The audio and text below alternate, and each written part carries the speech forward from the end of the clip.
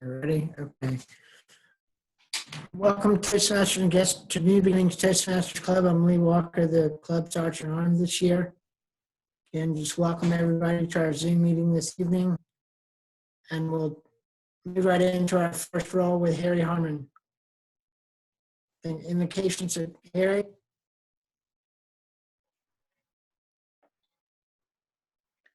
So, invocation, right? Is that what you said? Yes. Or is this the inspirational reading? Or is it the invocation? Invocation. Whatever. What you is wanna it? do. Forgot. It's whatever you choose to do. It's all one and the same. Okay. All right. So today's invocation, I have a few quotes for you. Some quotes by someone that I'm quite fond of, even though he's been dead for 70, 60, like 60 years. So I guess he's a rotting corpse now. That's kind of not a nice thing to think about. A man named Dale Carnegie, who's a great influencer and public speaker and author, and one of my favorites because my father used to read it to me when I was a child, the books, and very, even though the book was written in the early 1900s, the wisdom and still holds very good to today's standards, especially in the world we live in right now. It's just very good. Okay, so here we go. If you want to gather honey, don't kick over the beehive. That's good. People rarely succeed unless they have fun in what they are doing. It's very true. Any fool can criticize, condemn, and complain, and most fools do. Very true. And I'm going to read two more. These are short. Bear with me here. I forgot that I was doing this. I shouldn't admit that. Remember, today is the tomorrow you worried about yesterday. Let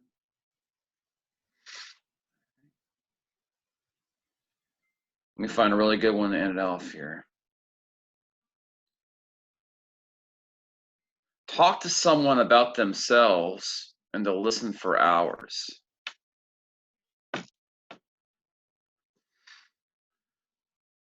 I hear a lot of people talking about themselves a lot where I work, and it gets really old. You rarely hear anybody talking about anybody else and their merits, mostly about their own merits, even though they can't back it up and they're kind of just all talk. So that's it for your invocation.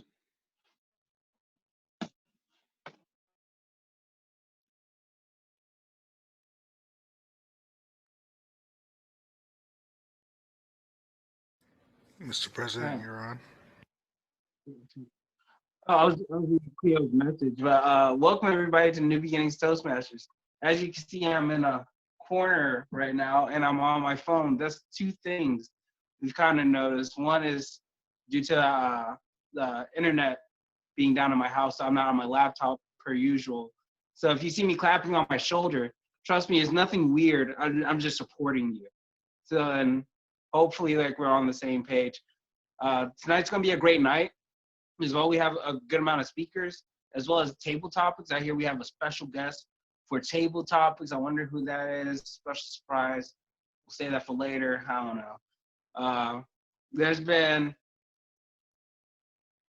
a couple of changes that we're probably just going to address tonight, like after the meeting, with like how we're moving on with Toastmasters, even with the club and outside the club. And I think these will be very beneficial for everyone. So without further ado, I'd like to turn it over to the Toastmaster of the evening / general evaluator, Andrew Bullock. Good evening. How's everybody doing? All right. Just give me those thumbs up. Yeah, that's all I need. All right. So, this is our agenda for this evening.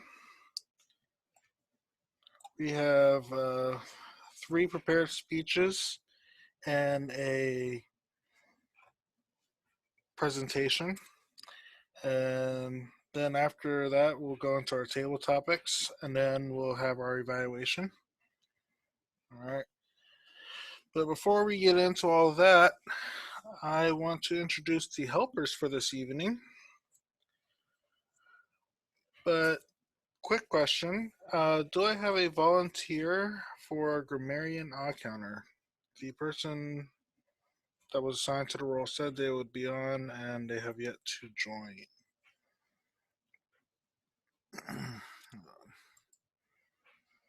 Can't see everybody.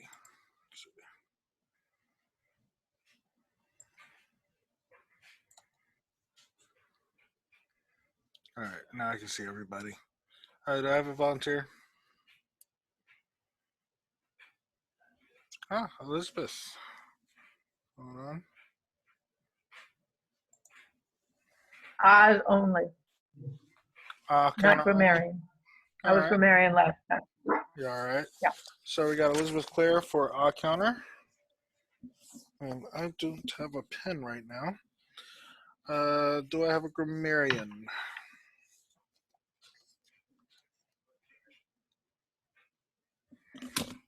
What'd you say, Rob? Yeah, no. She already declined. You know what? We'll skip the grammarian role this evening. I'm just calling an audible here. All right. So first, I will have our odd counter introduce her role. Elizabeth. Hi, I'm not seeing the whole screen. I'm seeing half the agenda and only 3 people's faces. Why is that? Oh, let me stop sharing. There you go. Okay. Oh, so as ah counter, I'll be listening for people who are saying ah and basically and you know and things that are substitutes for just holding your breath and waiting till your thought comes to your mind. So if you feel that you're going to say it, just say nothing. And I'll give a report at the end of the meeting, counting every single one of the ahs, so we can all improve. Angel, you're not allowed to be an ah counter. All right, That's it. thank you. Thank you, Elizabeth. All right. Our word master this evening is going to be Zachary Phillips, new member. All right, Zach, accept the prompt to unmute yourself and tell us about your role this evening. All right, your master for this evening. Say that again. Tell us about your role this evening Hello? as the word master. Okay. I'm your word master. I'm going to give you the word of the day, and feel free to use it, in your speeches, just in your daily, meeting. The word of the day is clique. Clique is to grasp or seize something suddenly and eagerly, or snatch.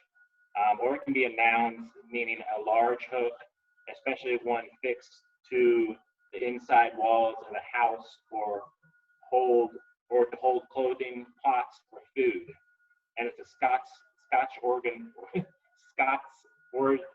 word, and it's a modern day word would be clutch. All right. Can you put that in the chat for everybody to see? Sure. All right, thank you, Zach. All right, moving on. Our listen up is our other new member, Miss Asha Zar. Tell us about your role this evening. I will be listening. Basically, I will find key elements of what people said, and I will be taking down notes to remind myself and to learn your names and see if we can all pay great attention so that when I ask questions about what people talked about, we can all remember together. All righty. Well, thank you. I look forward to hearing your quiz at the end of the meeting. All right. Ms. Donna James is our timer this evening. Let's hear about that.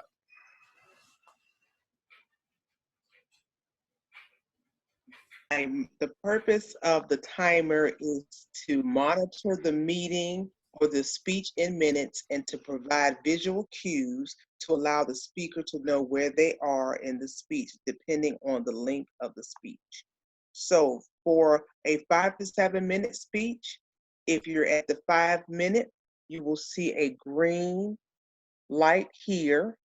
I will not flash the green light, but I will keep it steady. If you're at 6 minutes, then you will see a yellow light that will remain steady. And then when you arrive to 7 minutes, you will receive a red light that will remain steady. You will have 30 seconds after the 7-minute mark to finish and wrap up your speech. We have one speaker that has a speech that will be 23 minutes, so the colors will be as thus. For 21 minutes, green. For 22 minutes, yellow. And for 23 minutes, red, with 30 seconds to wrap up your speech. Now for table topics, it is 1 to 2 minutes, so your visual cues will be as such. For 1 minute is green. 1.5 minutes is yellow. And 2 minutes is red, with 30 seconds to wrap up your table topic speech. Last but not least is the third portion of this meeting, which is the evaluations, which is 2 to 3 minutes. Your visual cues would be as the following. For 2 minutes, green. For 2.5 minutes, yellow. And for 3 minutes, red, with 30 minutes to wrap up your speech. Toastmaster. Thank you, Madam Timer. All right. And last but not least, our last helper role is our topics master, who is working on his L3 elective active listening, Josier Jean Paul.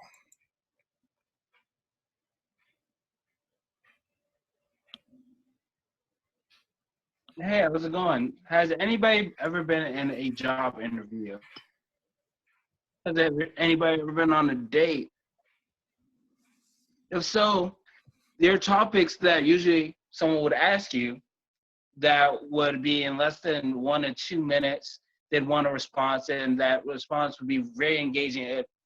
Most of the time, when it comes to conversations, the first minute is the important minute. So then table topics help people grasp the idea and challenge themselves into speaking so they can engage with their audience or whoever they're trying to converse with in the meantime.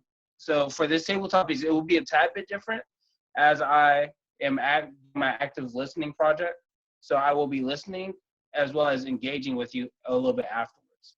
Thank you, Mr. Table Topics Master. That's you. I'm Toastmaster. But thank you. All right. Well, now that we have been introduced to our helpers, it's time to move into the speaking portion of our meeting. And, one thing. So there's been some changes to the agenda since the last email. Our first evaluator is no longer going to be David Marshall. It will now be Lee Walker evaluating Tammy Adama. Evaluator number 2, evaluating Brenda Paredes, is going to be Elizabeth Clare. And if he can get here in time, evaluator number 3 for Harry Harmon is going to be Vincent Liu. He said he was going to be running a little bit late because he had to wrap up another call, but he should be here shortly. All right. And that is all the changes. And let's move on to our speaking portion. So, our first speaker this evening is Tammy Anima, who is working on the Visionary Communication Path, Level 2, Understanding Your Communication Style. The speech title, Using Communication Styles to Empower Yourself and Others.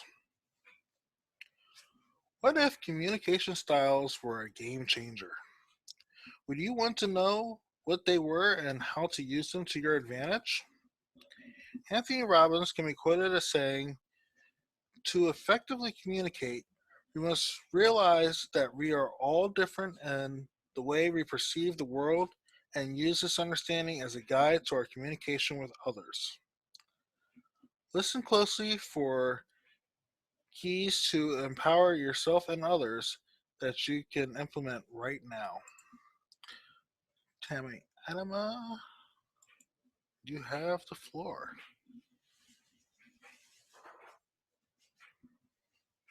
Okay. Hey, Rob, I need you to work on Toastmasters membership. You're the right guy for the job. I'd like to see a 5% increase in the next month and 10% increase over the next 3 months. You can handle that, right? It's pretty direct. It's straight and to the point. This is what I want you to do and how long I want you to do it.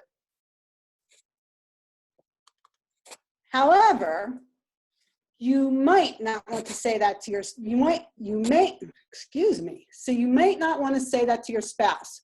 Honey, I need you to clean up this place. You have till the end of tomorrow to get it organized and so clean, I could give it the white glove test. It's still direct, but that white glove may end up somewhere totally unintended. A better approach in this situation may be the supportive communication style. Honey, I'd really like to get our beautiful home more organized. What do you think the best way to do that would be? How can we help each other to achieve this goal? I'm willing to do my part. I know the guys here are cringing. It may sound a little corny, but it would be more than welcomed. If you took that approach at work, you might not command respect depending on the situation and how long it was delivered and how it was delivered. That's not to say it's never appropriate. A combination of both styles may make a wonderful duo. If I was using an initiating communication style at my job, I might start the evening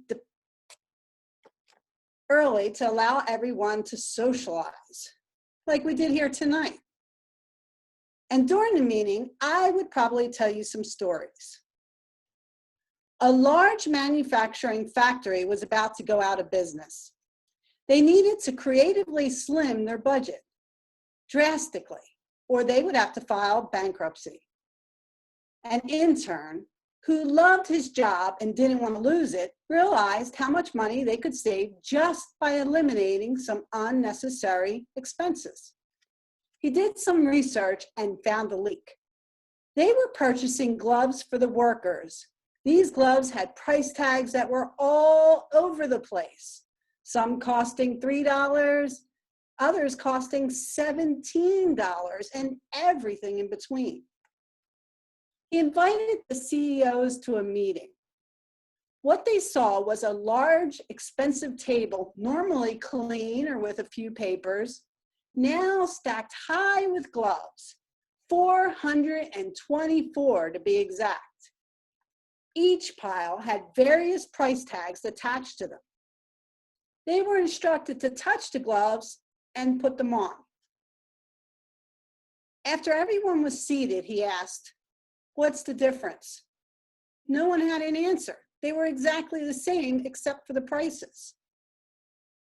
Because this intern was thinking outside the box, the administration was able to envision a way out of the debt. This had the intended result of being able to make changes quickly. They recovered over $1 million in wasted revenue. True story. You can find it in a book called Switch: How to Change When Change is Hard by Chip and Dan Heath. In this particular story, I relate to you about the intern. He could have taken an analytical approach, also a communication style. He could have shown graphs and figures, but it wouldn't have been as effective because it wouldn't have had the immediate result of taking action. Graphs are all good for this type of person. However, by learning to approach and integrate styles, you're appealing to a larger group. Each of us learn and approach life differently. The intern was also intelligently engaging both the mind and the emotions, which are needed for immediate change. What if parents or teachers took the analytical approach with our young children, plopped them on the floor, and projected onto the screen graphs showing how many children listened when they were told to pick up their toys and how many didn't? You even gave them a list of the benefits of picking up their toys. Do you think those children would respond the way you wanted them to? Probably not. Let's change tactics. What if we created a game of who could collect the most toys in 5 minutes? The winner gets a prize. All of a sudden, you have them racing to complete the task. It just became fun. Congratulations! You effectively got what you wanted without having to scream, yell, or beg. These are some of the rewards for knowing your communication style, as well as knowing those of the people you interact with every day. Creative use of these styles in your personal or working relationships can enhance them and make them more dynamic. Which one are you? How can you use that to your advantage? That's what I'd like you to take away from this talk tonight and implement in your daily life to empower yourself and others. Thank you.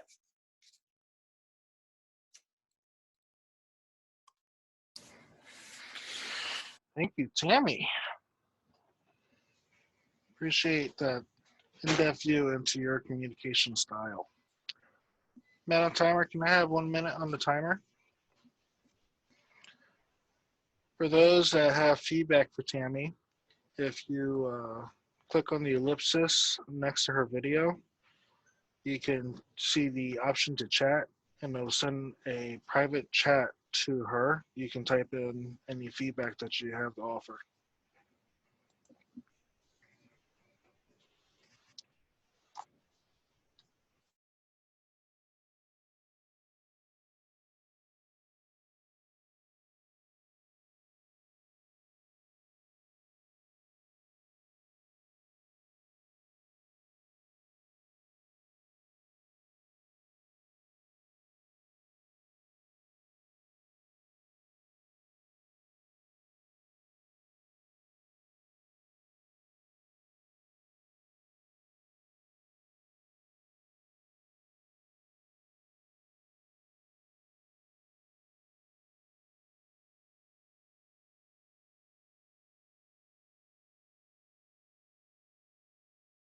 One minute.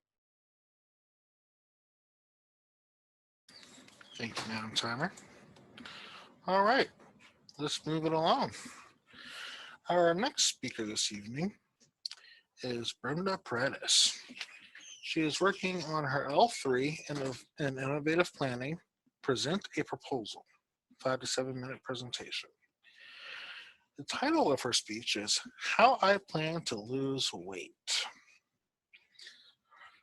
Losing weight is a task for all of us. It is not easy, and yet some of us do it because we want to, some of us do it because we need to, and some of us do it because we made a bet with our boyfriend. I'll let Brenda tell you the rest. Brenda Freitas, you have the floor.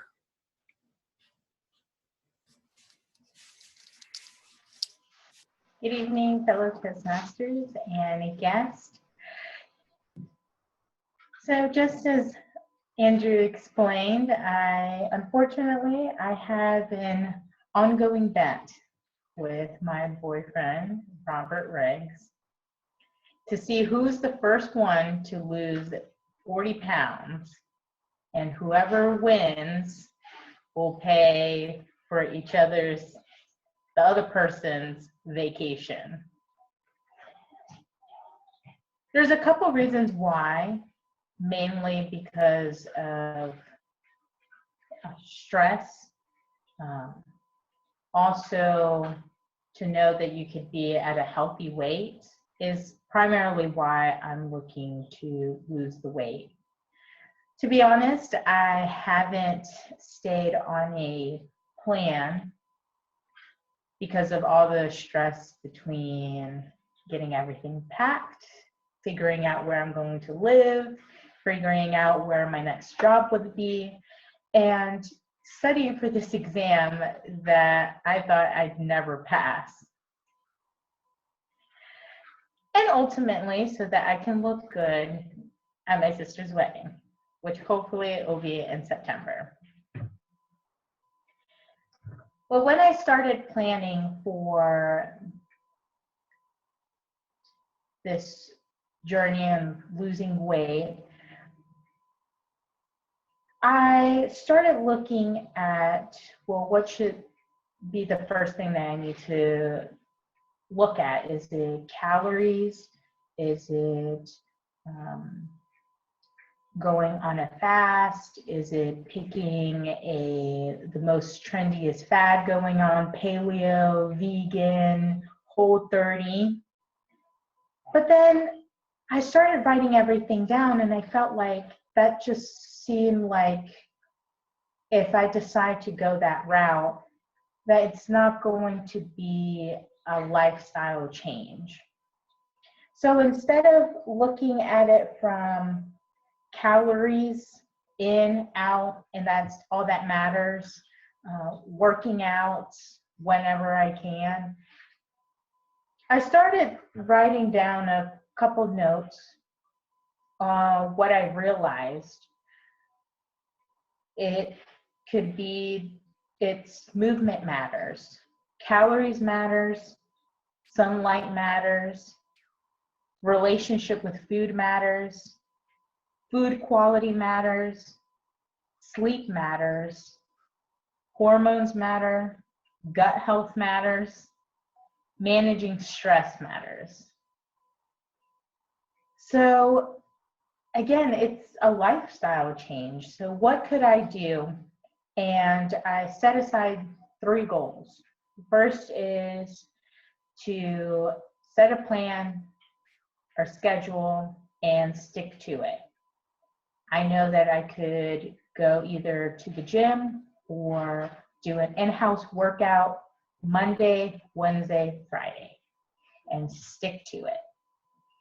As far as nutrition goes, which is the second part of my plan, is making sure that I'm not tempted to go out. And that tends to be my biggest weakness, is going out, hanging out with the coworkers, going to Wendy's, Chipotle, Panera, that would be the biggest one. And instead, really focus on what I like to eat and try to, in a way, mimic or prepare the meals that are similar to those restaurants that I would always go out. If I could try to make, yes, I know it's probably bad, but in small doses, the broccoli and cheese cheddar soup. Better to make it at home versus purchasing the items or the meal at Panera. So that's my second plan. And my third plan is managing my stress. When I'm stressed out, I tend to reach for my comfort food, which tends to be hot Cheetos, Fritos with cheese dip. And I eat in excess. So is managing that stress, how can I do that? Sunlight, going out for a walk, or probably spending some time with friends or a phone call, or even playing with a pet. I feel like if I work on those three things, that I could ultimately reach my goal. And that is my proposal, and I hope that my Toastmasters family will hold me accountable. Thank you. Thank you, Brenda. As someone that is around both of you, I really hope that you win because I'm tired of Robbie winning things. All right, Madam Timer, can I have a minute on the timer?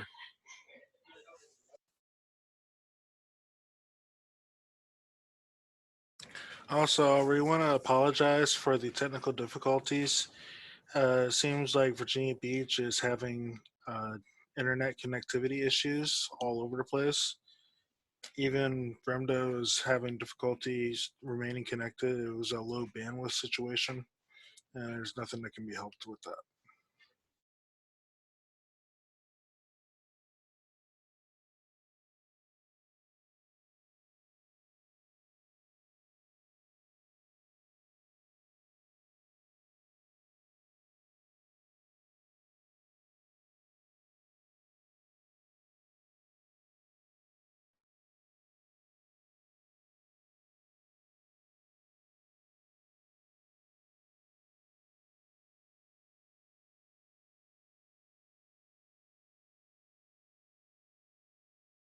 One minute. Thank you, Madam Timer. All right, and we're rolling on. Our next speaker is Mr. Harry Harmon, who is doing the L3 elective in his dynamic leadership pathway. Use descriptive language, 5 to 7 minutes. Speech title, A Walk Through the Neighborhood. For this speech, Harry will present using rhetorical devices such as similes, metaphors, and alliteration. Harry Harmon, you have the virtual lectern. All right, thank you. So this winter was as cold as ice. So now that it is spring and warm outside, I've decided to walk to work instead of driving. I walk past my neighbors' homes, and the stench of rotten food tells me it is trash pickup day. I continue down the neighborhood streets until I realize there is a man blocking my way. He is a big, bulging, bleach blonde bum who is constantly burping. I swerve out of the man's way, and he just starts laughing for no reason. Past this gentleman in my way, again another person, a petrified, plump, pale person who is playing. Again, I have to walk out this person's way. I hear the sound of children sing an old song. Watch me whip, watch me nay-nay, they say. I next see a man sitting down on the sidewalk in my path. He was a big, buck-toothed, big-headed bozo. I again walk out of this man's way. A car that was as fast as a leopard came speeding down the road, nearly knocking me down. As I begin nearing my destination, my workplace, McDonald's, a car passes playing the song Laffy Taffy. I sing along because I feel like I might as well to the lyrics. Shake that Laffy Taffy, that Laffy Taffy, that Laffy Taffy, that Laffy Taffy. Girl, shake that Laffy Taffy, that Laffy Taffy. Candy Girl. At least it wasn't something more vulgar. I am again blocked by another person. He is a stinky, sallow-skinned, small-headed scrub. I walk out of his way. I arrive at work, and I can tell I'm at work because I can smell the stench of old grease and greasy customers. It smells as bad as that scrub I just passed. I walk into work. I say hello to Dave, who was working the register. He smells like a mixture of an old sweaty gym sock and rotten cheese. Clocking in, I see a man trying to order on foot at the drive-through window. He is an old, oval-bellied ogre.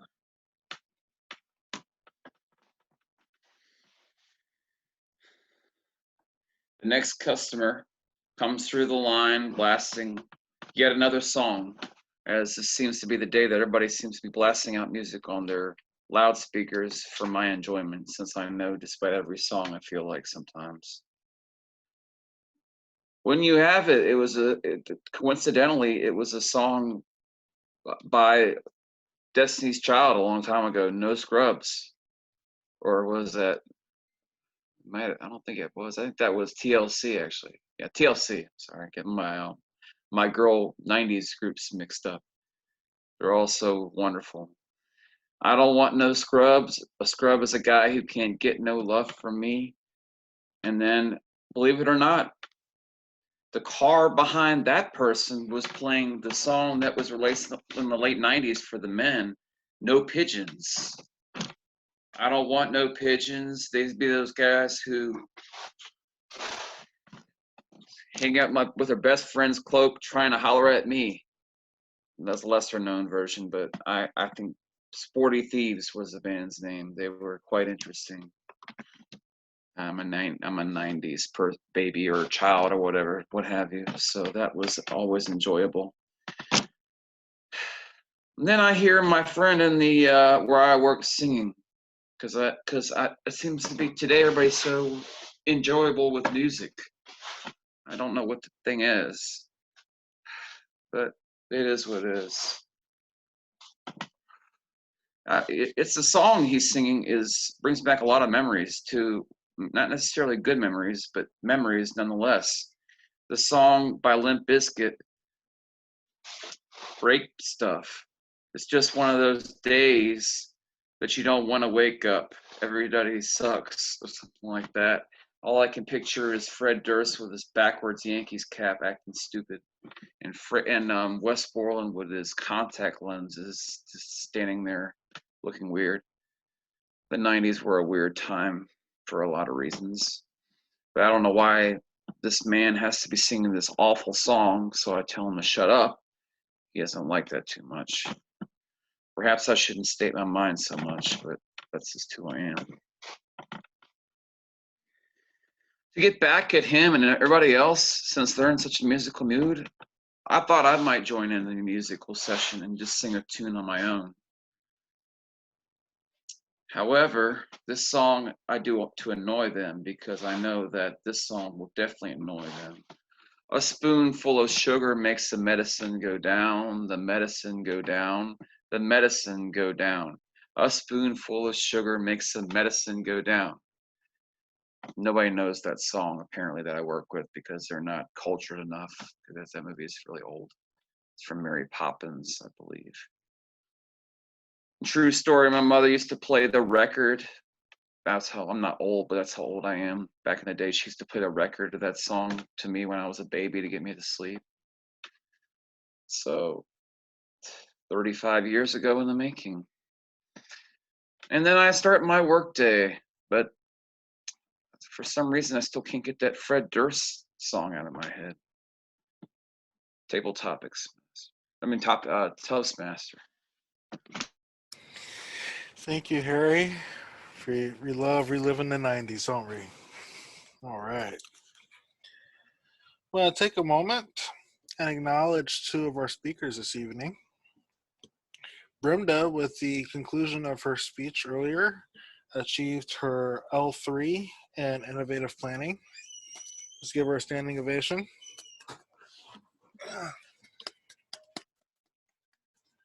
And then Harry Harmon just completed his L3. Just completed his L3 in dynamic leadership. So let's give him a standing ovation.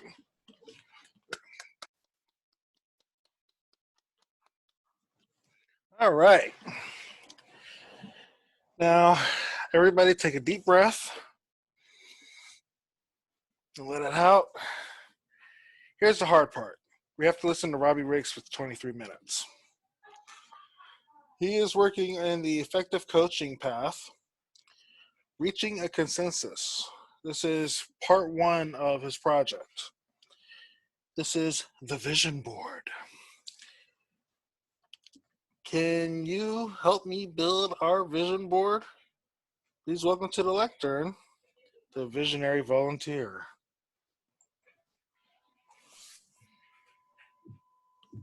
Thank you, sir. Thank you, everybody. Welcome this evening. This is actually not me talking for 23 minutes, even though I love the sound of my own voice.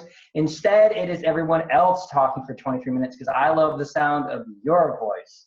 Why do I say you're speaking? Because, in fact, this is a time for us to collaborate. We're going to have a discussion about our vision and try to build a vision board for the club.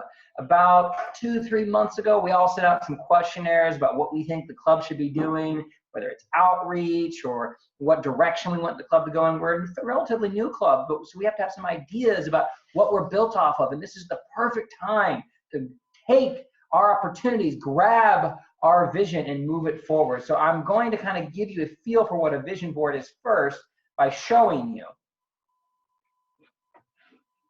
Now, I can be honest here, I love Two Broke Girls, but I can't always show it in a Toastmasters environment. So I did my best to show you what I could.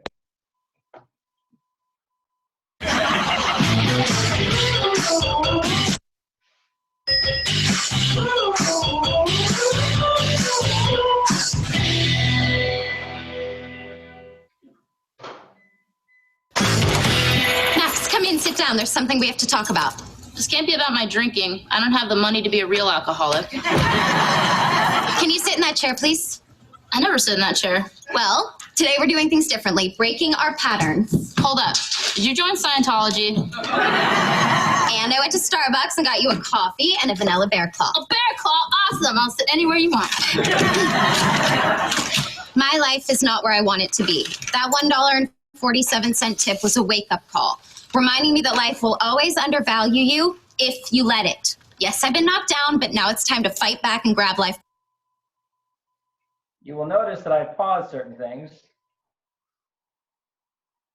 Sorry, it's Toastmasters. I'd like to explain my vision for our future by walking you through my vision board. Oh no. It's a simple tool. You're a simple tool. You start with a thin whiteboard. You're thin white and I'm bored. Keep going. I can do this all day. I have a bear claw in me. I've been making vision boards for years and I always achieve my goals. And you think it's that crazy little board and not your father's billions? Max, it works. You put up pictures and inspirational words of things you want in your life. See, I have success, a cupcake business, and a picture of a beautiful new bed. The ones at the asylum look different than that, so don't get attached. Oh, goodness. So that is kind of what a vision board is. Hopefully everybody could hear that. Did anybody have a lot of trouble hearing that, or was it clear? Clear? That was good. It was good. So some people heard it. Unfortunately, internet kind of sucks, but I am reaching out to everybody right now, guests and members alike. And we do have 2 new members, Asha and Zach. So if everybody please congratulate Asha and Zach for the new membership. Thank you, everybody. I would like to hear from everybody, whether you're a new member, a guest like Brian or Dorothy, anybody. What we're going to do tonight is we're going to try to create our vision for this club. And to do that, I'm actually going to create our own vision board with a whiteboard. See, there's a whiteboard in Zoom. Did anybody know this? It's kind of amazing, right? So I can do all sorts of crazy things like say, hi. And you have yourself the beginnings of a vision board. I would like to hear what you guys have to think. Where do we want this club to go? We have at least 15 more minutes to talk about where we would like to see this club in the next 6 months, 12 months, 3 years, 5 years. There's a lot of things that we can do. We've heard of things like outreach. We've talked about things like keeping on with Zoom after Corona's over. We would like to continue doing a mixed meeting of both Zoom and in-person meetings. That will likely happen. But there are other places that we don't know where this can go. There's lots of things we can do. This club was started off of a gavel club inside the jail system. Perhaps we can have more prison outreach. So I would like anybody to go out and share their own ideas. Who would like to speak first?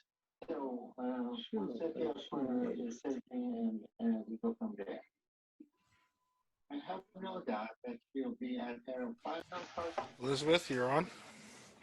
Hi. I would like to see a ladder on our vision board, and I'd like to have each person who's a member of the club sort of state what their vision is for themselves as speakers, so that we can each cheer each other on in attaining not only the group goal, but individual goals. Because I don't know a lot about other people's goals, and I'd love to know.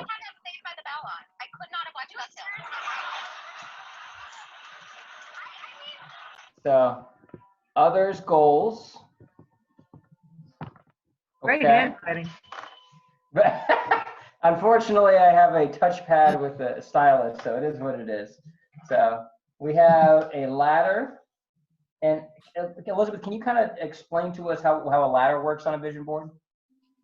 What I mean by a ladder is that each of us has a vision of climbing up a ladder from where we are, what level are we at, what is at the top of our ladder, maybe a pot of gold or a rainbow or a marriage or a professional job or a promotion or just confidence, you know, to have each person make a vision goal for themselves, plus a vision goal board for the whole team. Okay. Like if each person has a goal and they could have a picture for it, or just go through a whole lot of magazines till they find a picture of what their goals are. Mm-hmm. And I could definitely say that that is a big part of what I was hoping for the club next year. I was actually just talking about this with Andrew about 3 or 4 hours ago. I was thinking that maybe we could start either this year or next year encouraging everyone in the club to create a list of goals that they want to accomplish in the upcoming year. And then as a club, we can hold each other accountable and support each other in achieving those goals. And that can be speaking goals, that can be financial goals, that can be whatever it wants. So I think that I would agree with this. This is not just yes, we're doing public speaking here, but this is a public speaking for our new beginning. So it's however, whatever our new beginning is, this is the form in which to create it. For example, Asha, what do you want for your new beginning? I would like to save money better, and the goal inherent in that is I already have money set aside to go to South Africa, and at this point in time, I would truly rather get myself a professional camera, a DSLR, so that I can focus on photography more. So I don't want my long-term goal to see a friend to get in the way of my life goal, which is to become more immersed in photography. therefore I need to spend my monies more wisely. Now, how do you think our club could help you with that process? I will say that our club also has a book group inside of it that's on finance and personal finance, regular finance, and money. So maybe you could be part of that group. Maybe. I think that a lot of it is paring down what I want to say so that only the essential message comes out.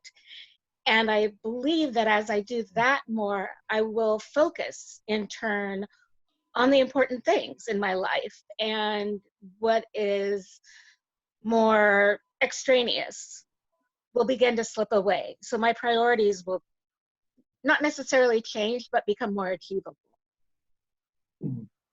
Absolutely.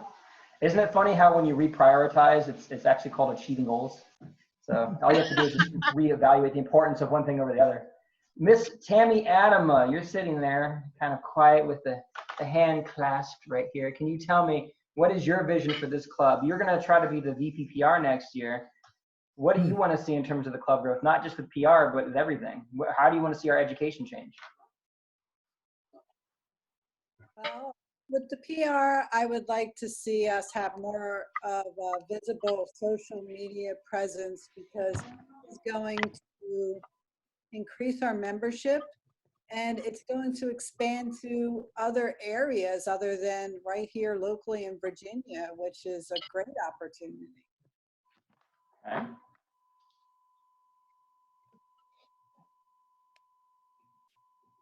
And that kind of ties into our idea of continuing the Zoom meetings.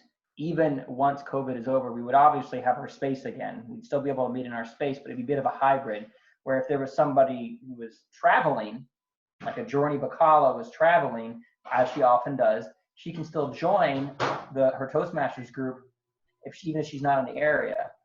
There's lots of people who are experiencing that. Or if you came home at like 6:30, 6:45, and you're like, I'm so exhausted, I just want to eat dinner and hop on to my meeting, you can still do that. So it's a both and. I would agree that by creating Zoom, it allows us to expand our visibility online. Wouldn't you agree, Tammy? Yes, absolutely. And still having physical meetings at least once or twice a month, because I think you need that as well. It opens up a lot to do during your speeches. But definitely keeping Zoom as well because of the reasons I just said, but yeah. Now, Vincent, you're a guest, but you also have tons of Toastmasters experience. Can you tell me, what do you think would be a proper vision for our club? Oh boy. Well, I have to say this in general. So for all the club, I believe, because a lot of members, a lot of Toastmasters came into Toastmasters because they want to learn something, right? So I think the club should have a very, very intensive evaluation or evaluation focus. So that way everybody can learn from each other, right? Because all the members have a different background, right? So different background will produce more different perspective in the evaluation. So I would say the club may have some very, very intensive evaluation. So that way, by the end of the year or maybe next year, we'll have a top-notch evaluator in the club. Because just think about a club is almost like the product, right? Product or services. If we have a product and good services, why people love iPad? Right? Because they have some kind of feature they love, right? So for new beginning, if you have something is really stand out, for example, evaluation, guess what? It go out and then it spread and let the world know about that. New beginning have a top-notch evaluator, and that's your product and services. You can produce or you can sell and to the world. So I think produce an evaluation focus.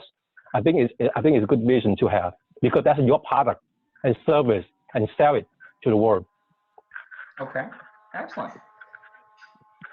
Now, tying in with that, I'm going to ask one of our best evaluators. In fact, I would put her in the General Evaluation Hall of Fame. I'm going to ask Miss Dorothy Ware to actually tie into this. I know you're a guest, and originally you kind of helped us with our vision at the beginning. There was some mix and mash, but we kind of came to a assimilation in terms of there were some things you said, and there's some things we said in the beginning, and it kind of became what it is today. So with what it was before and what it is now, where do you think this club should keep going to keep growing?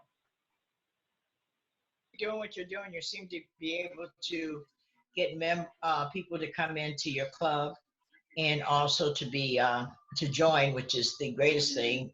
Coming to a meeting and then joining a meeting is great. Focus on the member, like we said before. Always focus on your members, and make sure that their goals are met. Because as everybody have said, everybody joins Toastmasters for a reason. So just make sure it's member focused, not leadership focused. That's all I have to say. I would have to 100% agree with that. If you make it fun and friendly and you help each other and solve like what you're trying to get a hold of, it, like Elizabeth was saying, everybody's individual vision, if you help them solve that vision, that does that. It focuses on that member. And then you don't have to worry about the DCP, right? The DCP kind of solves itself, right, Dorothy? You're right, absolutely. So one thing that I would like to see next year and is important is our mentorship program is still kind of young. I would love to find a way so that everybody can get involved, whether it's through accountability buddies, to keep each other accountable, or to just find a way to say, okay, well, what is your goal and how can we help you solve that? We keep each other accountable for each other's goals. We keep it driven within what they're trying to do. It's focusing on the member, but being intentional about it. I think that we are starting to do that, but you have to be intentional with it. Mr. Lee Walker, what do you want to see in the vision of this club? You are our Toastmasters veteran. You're even going to get your DTM in about, 3 weeks. It's been some time, but you finally are getting it. It's been a long journey. You're about to finish your DTM, but there's got to be some vision past that DTM. What do you think? Well, I pretty much agree with some of the previous points that are brought up here on the vision board. And I think member focus is probably up at the top of that. And I think I've been able to have a couple of one-on-ones with people when I give somebody a ride to a meeting, or I call them up on the phone or email and ask them about serving a role in the meeting, or they call me up to serve in a role, probably most of the time.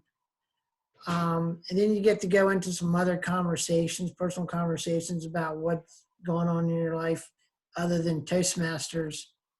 And, a group of you probably already do that with each other, and that's good. That helps foster good relationships and being Toastmasters and just being other things in life, social and maybe work or just other things, life goals. And so I'm still kind of in the baby steps on that. I guess trying to establish relationships with more people, more members in the club. But I've been able to work on that for a couple of people. But I guess just going forward, just kind of try to reach out to more and just have a more personal relationship with more members. I would agree with that. I think that's the foundation of every club. It has to be fun and friendly, and if it's not, then you can say, oh, do exactly this, but unless there's a relationship bow around it, it doesn't work. So I 100% agree there. I would like to reach out to another person, if that's okay. This individual is Cleo. I haven't had a chance to really hear from Cleo tonight. She looks like she's muted, but there she's unmuted. Cleo, I'm going to pose a particular question to you because we haven't talked about it yet. There is some talk amongst David Marshall in particular, myself, and a few others about what impact we can have outside the club. It's like anything. If a church, everybody goes to be fed by in their church, but then if they say, okay, well, we have to do outreach outside the church. You can't just go somewhere to be fed. You actually have to work to feed others and be a servant leader. So my question would be to you, how do you think our club can actually work in the community to actually provide outreach, whether it's through a Gavel Club or helping people with interviews or whatever? What do you think we can do, Cleo?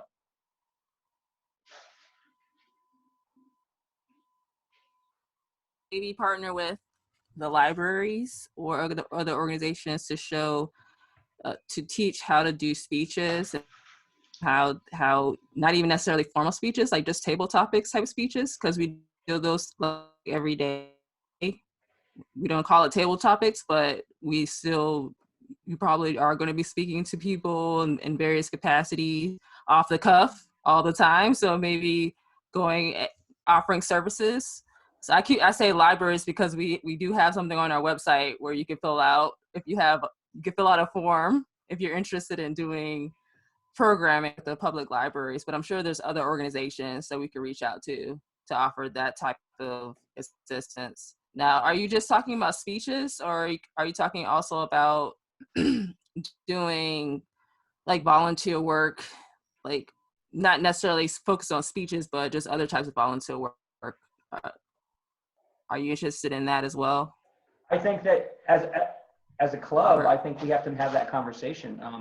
Can everybody hear me? The internet's kind of coming in and out. Can everybody hear me? Yes. Yes. Okay, excellent. I think as a club we can have that conversation, but I think this would be like a good time to do it. I would ask Andrew that same question. I know we created a Gavel Club in the jail system, and I know you and Dorothy Ware are going to start trying to rebuild that back up, or Dorothy and Elizabeth consider dealing with the women in the Gavel Club system in the jail. So, I mean, how do you see us being able to do outreach? It can be speeches, it can be just working with libraries. What ways can we do that, Andrew? Well, there's so many ways that outreach can be done. We can advertise through social media. We can put up flyers, be a little conventional. Put up flyers in the grocery stores and at the college campuses. Let people know about, especially if we continue with I guess at this point it's not even an if. When we continue our Zoom, even after we go back to our regular meeting space at ECPI. But if we advertise, we'll catch people. We'll get people interested, whether they're local or from far away. You know, giving access to this experience is something that everyone can benefit from, and it's only possible is if we make it known. Okay. Now I believe Cleo has another idea. What is that other idea, Cleo? Well, teachers, and that could be the public schools or or college professors. They have had to learn all of a sudden how to teach maybe online in front of people. So this would be a great opportunity to teach others how to give speeches and speeches on Zoom or other platforms. That's it. All right. Now I'm going to leave the floor open for anybody else. I have not called on everybody. It looks like I'm getting the green light, so I'll leave this open for another minute or two. Is there anybody else that I have not reached out to yet who has a genuine interest, who wants to say something? I know, like, Harry hasn't said anything yet. I'm not sure. I think JP hasn't said anything yet. I believe Senor Ruano has not said anything yet. Is there anything else anybody else wants to say?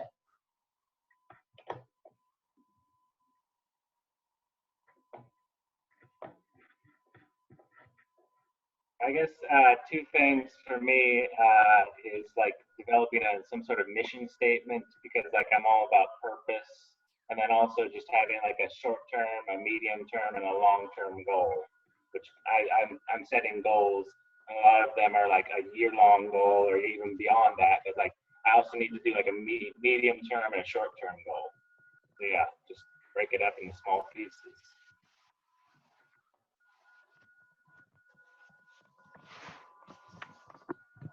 Okay. Harry, is there anything else that you want to see out of the club?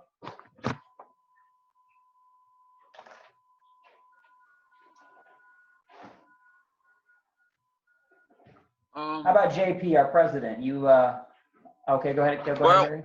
You asked me. So I was going to say. Go ahead, something. Harry. He's on the audio delay. Go ahead. That's okay. Okay. Okay, gotcha. think that one of the things that any club, not just this one, but any club should work on in establishing in their club success plan or culture, what have you, is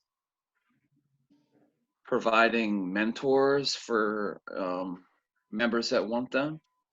And it's amazing that a lot of people don't even realize that mentors are even available. Mentors can be a great tool in helping a member realize his or her goals and become a better speaker. So I think that could be an option.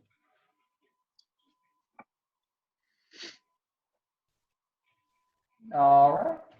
I would agree, That's Harry. I think that very much ties into the member focus, and it's probably the most crucial part of the member focus. Would everybody agree with that? Yeah. I apologize if there's a delay for whatever reason. But anyways, I'm going to go ahead and do a quick wrap up because it looks like we're just out of time. But it looks like these are the ideas that I'm going to take to the officers. And the officers are meeting next Tuesday at this same time. I'm going to meet with JP and David and everybody else. And we're going to sit down and we're going to create a codified idea in terms of how we can bring this club into the future for the next 1 year, 2, 3 years, 5 years. And I'm going to present that in a 5 to 7 minute speech in 2 weeks. So this is going to be a collaborative effort amongst the group. And it's going to be organized and delivered with the, I'm going to be delivering it, but it's going to be organized by the officers. With that being said, I'd like to pass it back over to the Toastmaster of the evening, Mr. Andrew Bullock.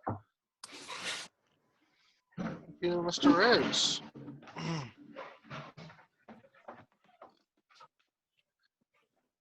All right. Can I get a minute on the timer for feedback? It was really more for Harry than for Robbie. I kind of skipped Harry's feedback session.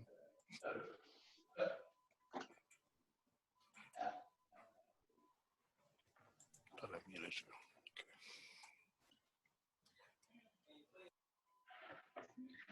And Cleo, I believe that you just sent a link inside of the chat. Can you do me a favor? Can you email me that link so that I can save it for our discussion next Tuesday?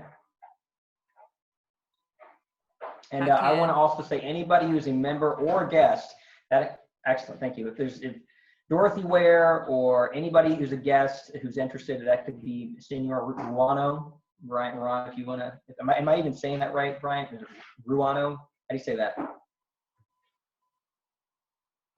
Yeah, you're one of the rare people that actually was able to say it correctly the first time. So, props. Good, excellent. So if you want to come, if anybody wants to come, our officers are having a meeting next Tuesday. 1 minute. Like we do once a month. 1 minute. So. Thank you, Madam Timer. All right. Madam Timer, can I get a timer's report, please?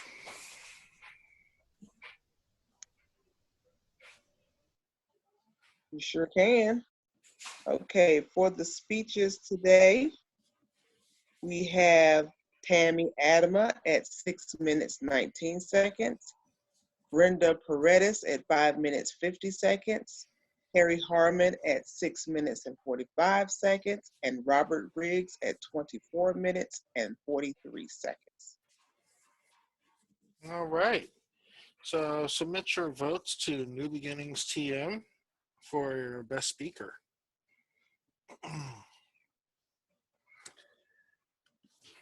So, all right. At this time, I will go ahead and adjourn the meeting for a 5-minute break, and then we'll pick back up with our table topic session.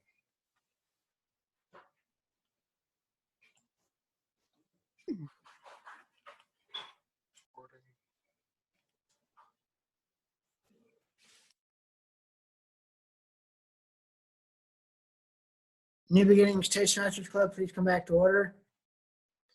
We're moving into the table topics portion of our meeting, so let's welcome our table topics master, JP.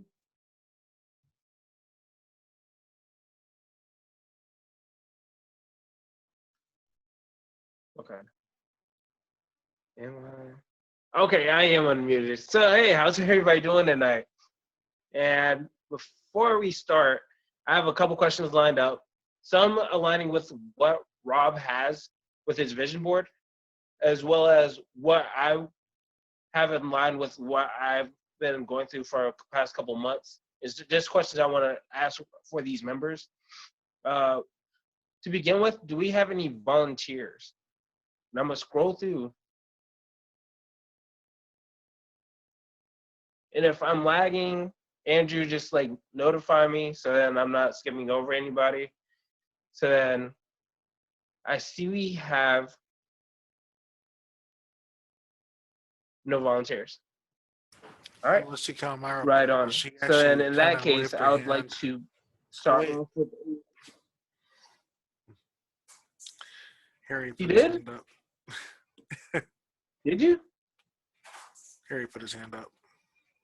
Oh, Harry. No, wait, Harry, you spoke. You spoke today. Yeah, you spoke today, Harry. Oh, wow, you almost got me. So I'll start off with Tammy. Tammy Adama. Tammy also spoke. Would you like to speak today? Tammy was our first speaker. She did. Yeah. No.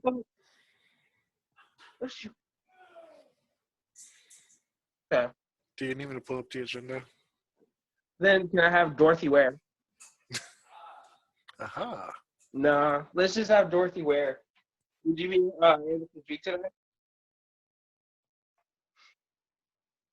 Okay. All right. Okay. So my first question for you is, what's the difference between a passion and a purpose? And if there isn't any, please explain. The question is, what's the difference between a passion and a purpose? And if there isn't any, please explain. Well, the difference passion to me means that is something that I really want to happen. So I'm very passionate about something. For example, I'm very passionate about hoping that this pandemic and this shut-in and these quarantines and this you can't go anywhere happens very shortly, that we can go out as a society, and me personally and passionately as a person who loves to be out can go out and start enjoying life as I kind of did before. I know things will be changing. So my passion, when I think of passion, is something I really sincerely always want to happen, something that means so much to me. The purpose is generally, I have to have some money to pay my bills. And the purpose of having money to pay my bills is because I don't want to lose my home. I want my lights to stay on. I want the cable to stay on. So a purpose is something that you have to do or something you have to achieve in order for something else to happen. Sum it all up, I'm very passionate. It means a lot to me when I'm passionate about something that we open up and I can be able to stroll and lose some of this weight I've gained after this pandemic. And my purpose is to hope that this happens very soon. And I'm going to do everything I can to make that happen. Mr. Topics Master. Thank you, Dorothy. And if I have anything to say about it, you still look amazing. If, again, that's just my personal opinion. And I'm glad to know that you're still passionate about wanting to go out and just live life like we used to. That's great. That's great to hear.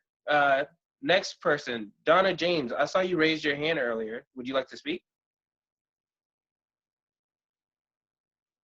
Or can you hear me? Can we unmute Donna James? I'm waiting for her to accept the unmute prompt. Okay, I can hear Would you like to speak? Someone would need to be timer for me.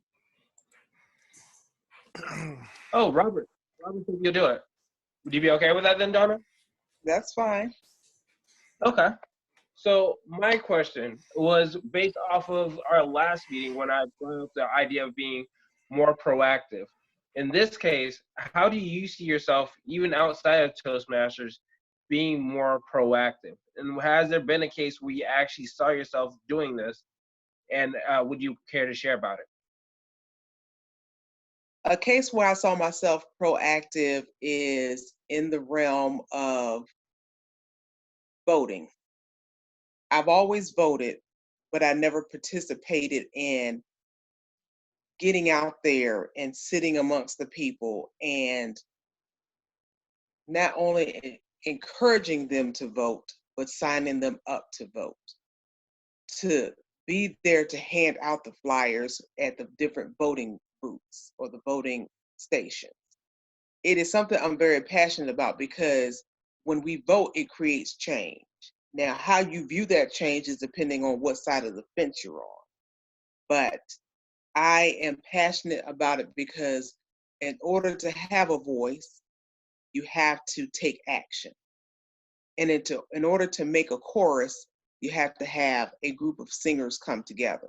So in the case of voting, we need a group of people to come together with one thought, one mind, one goal to create the voice of change. So I'm very passionate about that aspect, and it's something that drives me to want to achieve for myself. Table topics, man. Wow, that was tough. I mean, or in a better, lack of better words, that was great. Their analogy for having more voices to create a chorus, I felt that personally, and as well as the idea of not just voting, but being the change and being proactive, that actually getting more people to go vote, whether they're voting for you or against you or with your idea. That is something that a lot of us can learn from as well. So then that is very proactive. Again, Donna James. Thank you. Let me see if I can find someone else. Asha, your eyes are closed, and it looks like you don't want me to call you. Would you mind? Like, Blink a lot, and my eyes, I have heavy lids. Well, I wouldn't be able to ask any questions about what I said, but is that fine?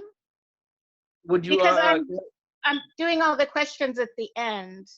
Oh yes, that's fine. That's fine. That's fine. I can ask someone else. I'll I go. mean, I don't mind talking. Then I'll ask away. If you don't like, I Okay. have another question for you. So very well. My question for you is, how do you develop a great habit? How do you develop a great habit?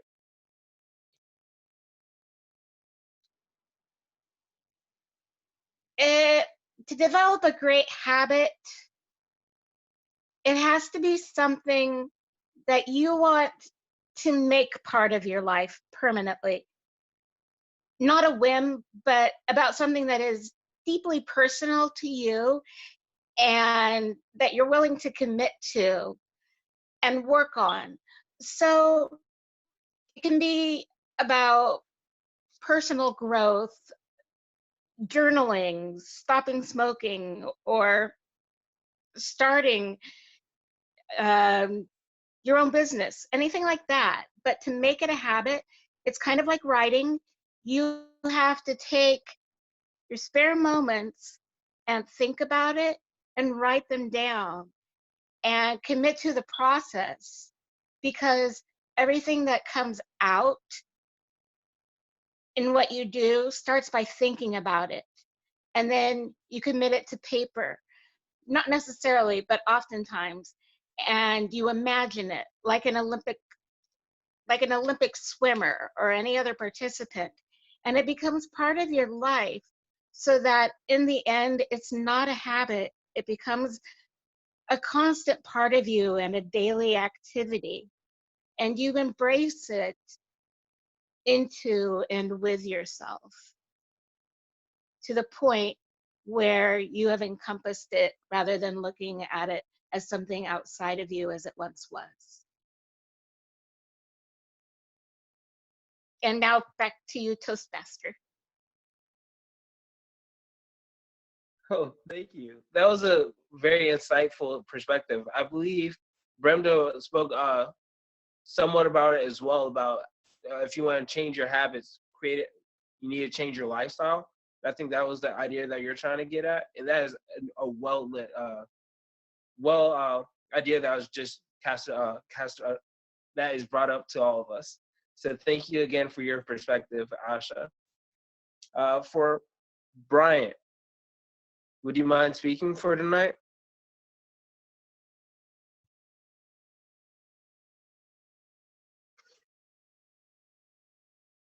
Can we unmute Bryant?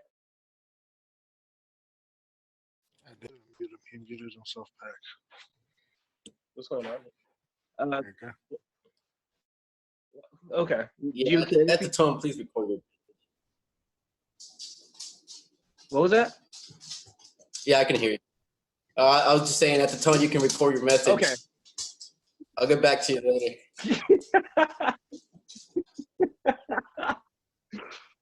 Okay. So are you okay with me asking you the question? Yeah, go ahead. Okay. Right on. So my question to you is from a book that I'm reading. It's called Fierce Conversations. And in one of these chapters, they talk about we have a lot of conversations with ourselves. Sometimes people are involved. And then they also hit on the idea of we need to have time to actually speak to ourselves. And my question to you is, when was the last time you had a tough conversation with yourself? That is an everyday situation. I think it's ingrained inside the human DNA to want to talk to ourselves. Actually, in psychology, one of the things that you learn is that talking to yourself greatly affects the way your reaction to a certain memory. For example, if you are reminding yourself of a happy moment, most of the time you'll start hearing that voice. You're talking to yourself, reminding yourself of that memory, and also commenting on that memory within yourself. So talking to yourself is something, it's kind of like the body or the brain's way of fixing itself.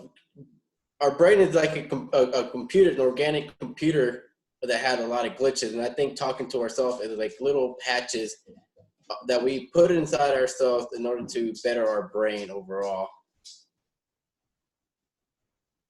And that is it. Back to you, Toastmaster. Thank you, Brian. So then I watched a show last night, Midnight Gospel. It's a crazy show on Netflix.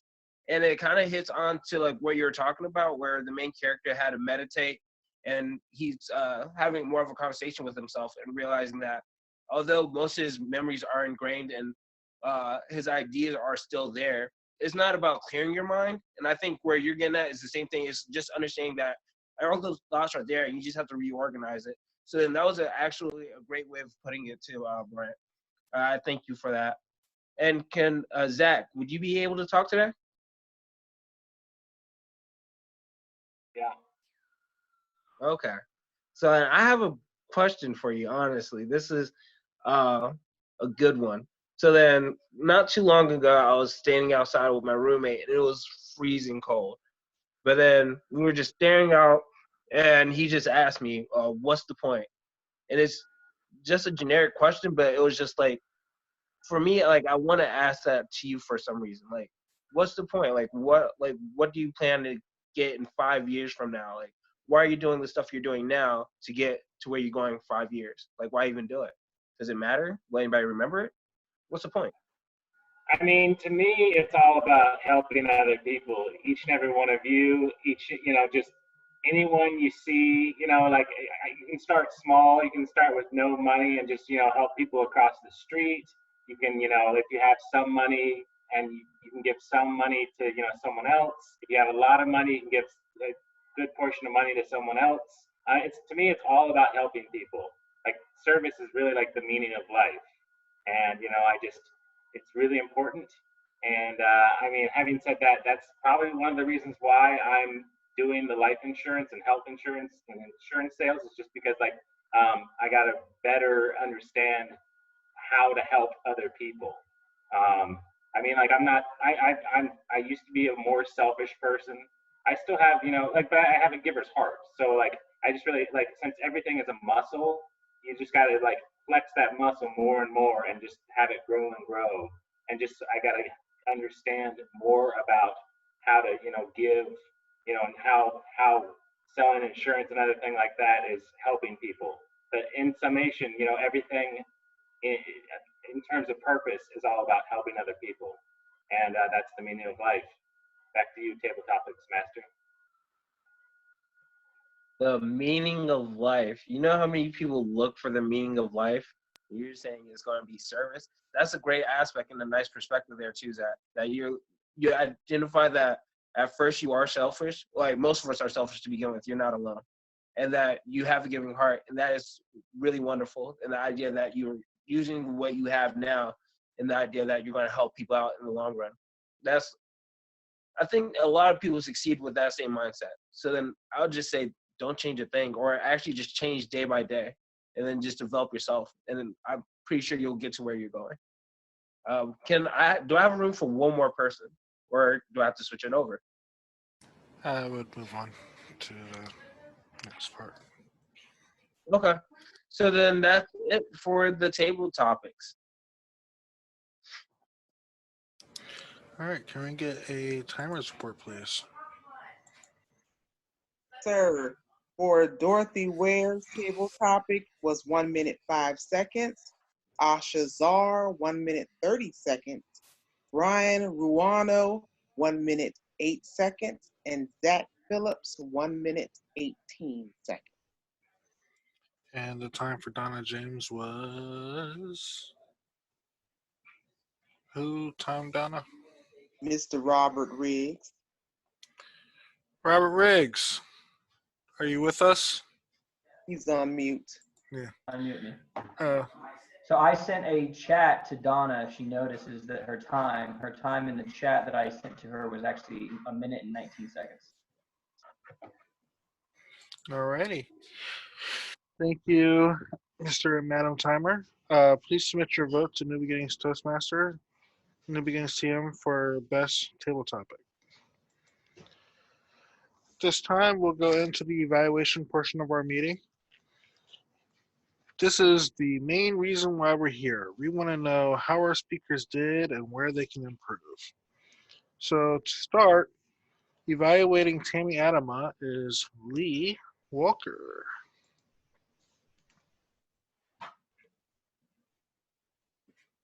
Tammy was working pathways, understanding your communication style.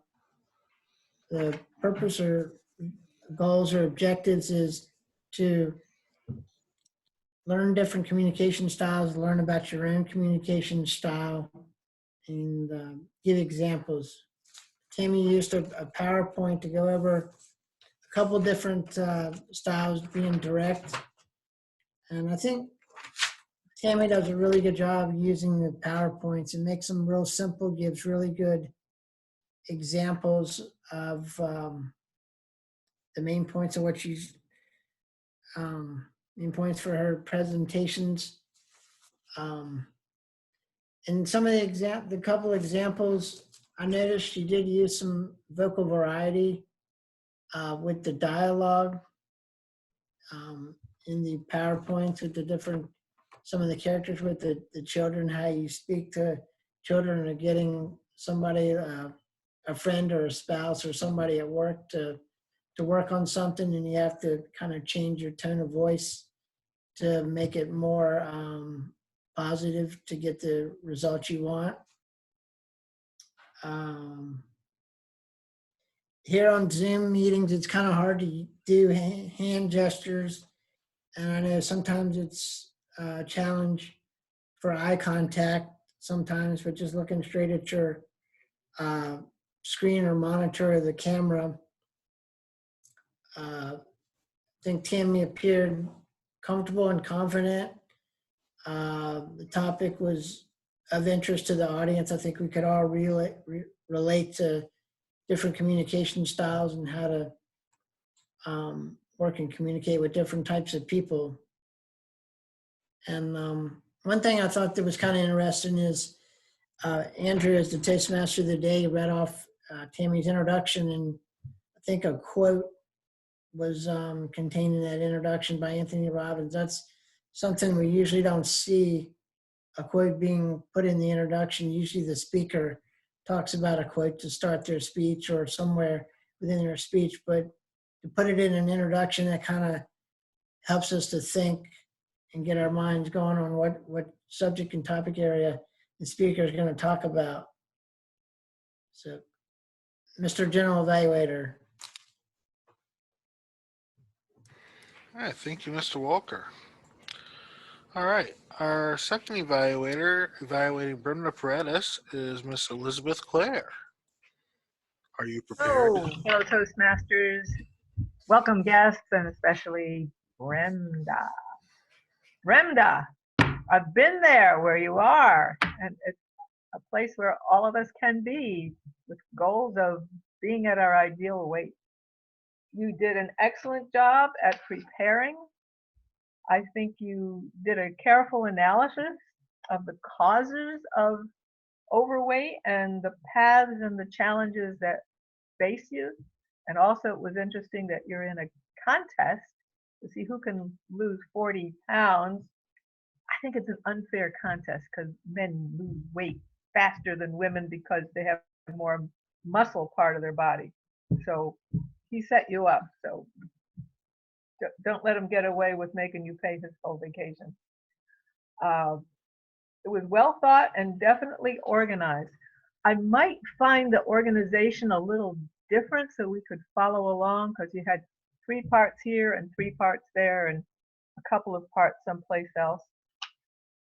Like the calories matter, food, nutrition, hormones, gut, like you had, that was part of the organization. Then there were 3 goals. Then there was your biggest weakness. And then there was how to do all the challenges that would come up. So maybe try to get those into, say there's 5 parts. One part is the analysis, one part is the goals, one part of the weaknesses, and one part is how you're going to actually handle the challenge. I would say I was fascinated with your approach. I think it was a very intelligent approach. And I challenge you to get more excited about your approach. Put some more excitement. It was a little bit flat, like you were just doing this rote. Get excited about how great it's going to be when you beat Robert Riggs and he has to pay for your vacation.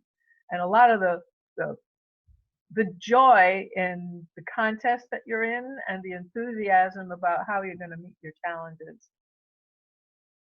Mr. General Evaluator. Thank you, Miss Elizabeth Clare. Alrighty. Last but not least, our third evaluator evaluating Harry Harmon is Mr. Vincent Liu.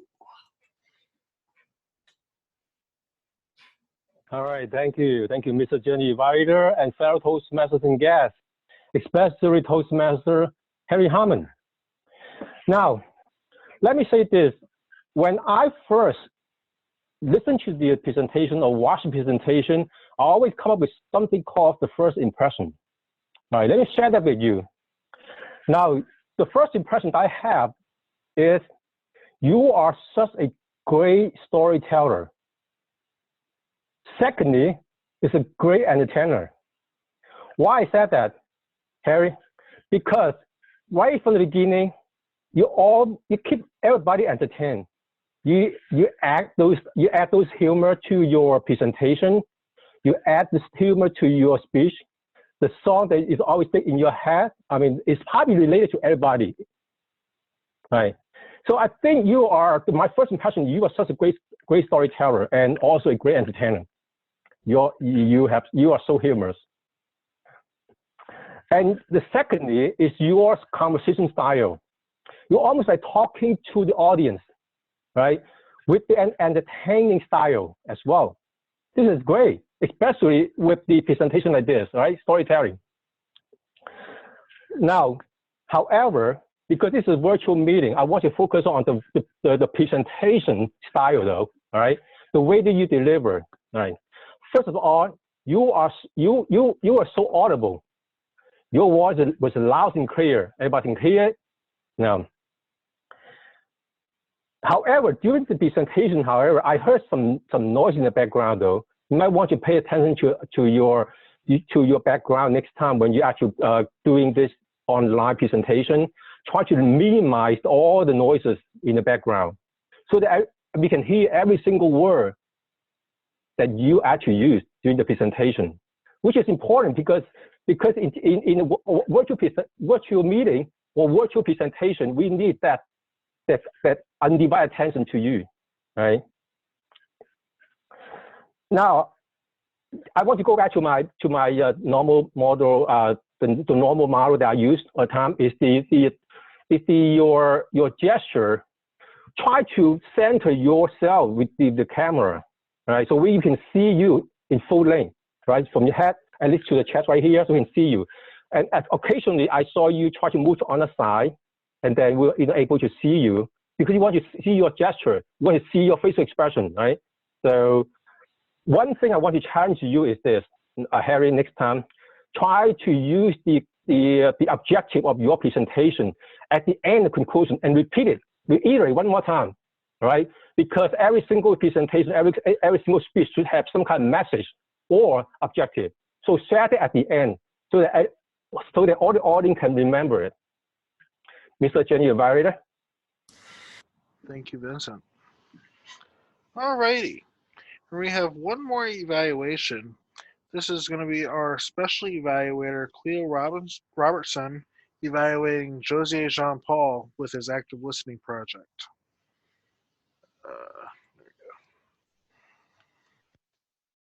Good evening, everybody, again. It's my pleasure to evaluate. And how do you say your name again? Josier Jean-Paul? That's it. You did an awesome job this evening. So I have the evaluation form in front of me, and it says here that the members should make short affirming statements after each speaker completes an impromptu speech. And you definitely did that for all 5 of our wonderful volunteers this evening. So that was awesome. For example, well, actually what you excelled at, it was your enthusiasm. Even though we were all having all these technical difficulties with lag and everything like that, and maybe I couldn't see, sometimes cameras froze up and everything like that, I can definitely hear your enthusiasm throughout your whole table topics. So that was awesome. Before you even did table topics, I love that you gave great explanations on examples of using table topics in everyday life, like going on a date or on a job interview. So that was very helpful. And also helped inform me on my response to Robert Riggs' speech as well for volunteering. So that was awesome. You listened well to all participants. For example, you tied, I particularly liked it when you tied your response to Asha Zar's speech, and you mentioned Brenda's speech when she talked about changing habits to change your lives. I also like that you related something from the Midnight Gospel in response to Brian Verano's table topic speech about reorganizing our thoughts. So that was awesome. So you do a really good job. Way better than me with off-the-cuff answers. So I'm looking at you to help me improve my table topics and trying to come up with things at the spur of the moment. So you're very good with that. You may want to work on identifying who has a speaking role so that you readily know who you can call on. However, I understand that we've had a lot of role changes this evening. And in the past, our club usually also calls on speakers, people who have speaking roles. So I don't know if that's something that we're going to be doing today forward, just calling on people who don't have speaking roles, or if it was just for your particular speech today. I also challenge you to keep moving forward with your speeches. I really don't have that that much to say. You did such an awesome job this evening, and to just keep challenging yourself. Thank you. All right, thank you, Cleo. All right, Madam Timer, can I get a timer's report for our evaluations? Okay. First, we have Lee Walker, 2 minutes, 35 seconds. Elizabeth Clare, 2 minutes, 19 seconds. Vincent Liu, 3 minutes, 7 seconds. And Cleo Robertson, 2 minutes, 38 seconds. Thank you, Madam Timer. Alrighty, please submit your votes to New Beginnings TM for your best evaluator. Everybody qualified. Alrighty. Well, that concludes our evaluation portion.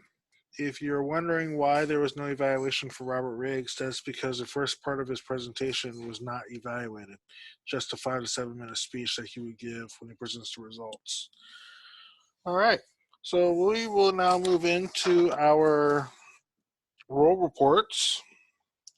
And I will start with Elizabeth Clare, the counter. Hey, thank you for muting me or unmuting me. Counter. Oh, it was a fun evening counting Oz, except that there were so many people saying so many interesting things. The more interesting things you said, the fewer Oz I was listening to and writing down. So Asha, you did a great job pausing instead of giving Oz. So Donna, the same thing. Andrew, good job. Josia and Tammy, right? I got zero Oz. Cleo got 0 Oz. Robert, I caught you in 2 ums. Andrew, 3 ums the second time. Joshua, 5 Oz. And you said okay a couple of times. Donna, good job. Bryant, 2 ums. Zach, you started out very much the same as a lot of people on TV are starting out when they're answering questions. They start out with, I mean. I didn't hear Dr. Sanjay Gupta. As soon as he's asked a question, he said, I mean. So it's something that's, it's like a contagion. Be careful of that. Zach, also a couple of you knows, 5, 6 you knows. That was my bad thing when I was teaching school. They caught me saying like 47 you knows when I was teaching. Vincent, you're stuck on saying right or all right. I got you. I heard 6 times that you said right or all right at the end of sentences. And Lee, I caught you in 5, 10, 14 ums, which is unusual for you. You're usually quite free. So like Humphrey Bogart. Mr. General Evaluator, did I get everyone? Is there another page? Oh, no. That's good. Tammy, I think I read that page. Okay, thank you, Mr. General Evaluator. Right. Thank you, Elizabeth. All righty. Zach, how did we do with the word of the day? Fortunately, no one said the 19th century word Greek. Maybe next time. Yeah, All maybe right. All right. And I want to thank Donna James for keeping us on time this evening. And last but not least, I am going to unmute everybody as we are now going into the listen up portion. Asha, you have the floor. Are the closing I have a lot written down. Is it okay if I have more than 10 questions, or do I have to pare them down? Go You fast. can read as many as you want. We are still in good time. Beautiful, thank you. Tammy being first, I've started out with questions from her speech. What did the employee about whom she spoke talk about with the higher ups? I forget if they're the CEOs or managers of the company that had very different prices, but were all exactly the same quantity, or rather quality, that led to the company saving $1 million. Wow. Bubs. Yeah, glad. Love. Yes. That's it. Yes. I'm using my cell phone, so I can't see everybody who answered, but I did see you, Elizabeth Clare. So I got your answer. And I will learn your voices as we go along. Good. There were a lot of different instances that she used for the different type of persuasion that one would need when talking with different people. And I wondered how you all would describe supportive dialogue. Anybody can answer this. What describe supportive dialogue? Mm-hmm. Hmm. I'm not sure what the We're better at question one-word is. answers. Oh, darn it. So would you talk to children or your significant other with supportive dialogue? Both. Your significant other. Like children, when you be more emotional. Because with the supportive dialogue, with your kids' case, you gave an example of having them clean their rooms and making it a game. Isn't that also supportive? By like making it a game instead of telling them what to do? Yes, you're engaging the other person and making it a collaborative effort. Or at least getting them to think it's a collaborative effort. I have for Brenda one that I think will be easy. What was the big prize that Brenda is aiming for? And that Paid we are aiming vacation. for Brenda to get. Rob paying for her vacation? Yes. And do any of you remember just one way that Brenda manages her stress? A useful way that she deals with it. Takes a walk. Yeah. Is it a good habit or a bad habit? Because their bad habits was the eating hot Cheetos or Fritos with cheese. Right. Oh, well, this is a way that she's managing stress now. Okay. Yeah, then I would agree with going to walk. Yeah. And another one was spending time with a pet. So, things that open the heart and take us outside of ourselves and our stressors can be really helpful. I have here questions for Harry Harmon's talk. And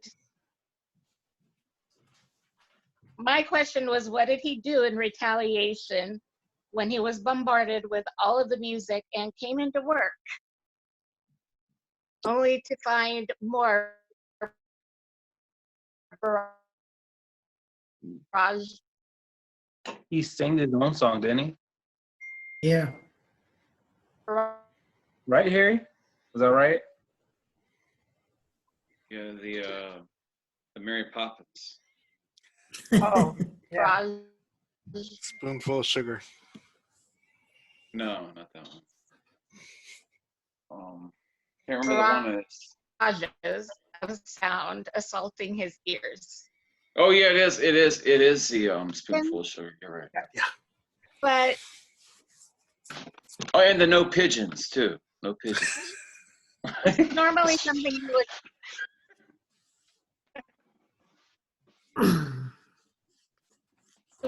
Was Yeah, Asha, I think we're losing you there. Your connection's fading out on us.